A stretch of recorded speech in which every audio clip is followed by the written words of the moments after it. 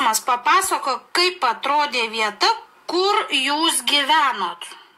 Aš esu Rimantė Armina močiutė. Gyvenau Šaukute. Daugiau 4 metų išvežė mane į Rusiją. Ir ten augau iki 17 metų. A tai kai tau 17 metų buvo, jūs grįžote į Lietuvą? Taip, 17 metų aš grįžau į Lietuvą, 18 apsivežiau. O su kuo vaikystėj mėgdavai žaisti? Su lėlėm.